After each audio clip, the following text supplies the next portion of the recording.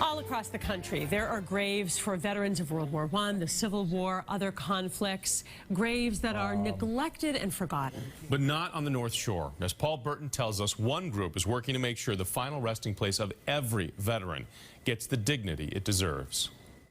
It's a matter of showing them respect long after they're gone. On this Veterans Day in Beverly, no remembrance was held at the Central Cemetery on Hale Street. But in the early morning hours, here you'll find a group of volunteers solely devoted to veterans.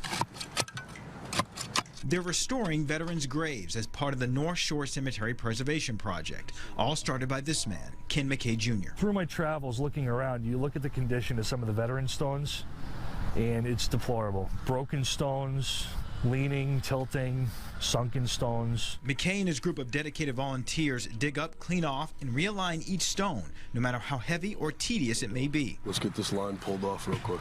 And as you can see, they are very precise and meticulous. Ken's brother Anthony, a master mason, does most of the work. What's your team doing right now? They're raising the stones to a regulation height and they're straightening them. And once the stone is cleaned, they move on to the next. So far, they fixed more than 100. It's going to be a never-ending process. In Beverly alone, I've listed 611 Civil War veterans. As you can see, this stone is completely broken. Most of it is still missing, probably buried somewhere around here. Now, this would be one of many that Ken and his team will need to restore.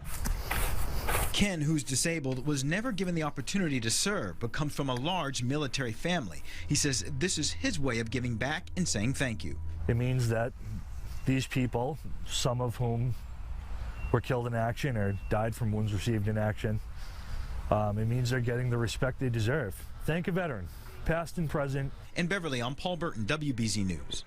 It's always so disturbing when you know that there's been vandalism at a cemetery, but to know that there's a group quietly working unnoticed to rectify that situation is really beautiful. Ken and his team, great job. And to all the veterans who are watching, those who have served, those who have sacrificed, and to your families, we thank you.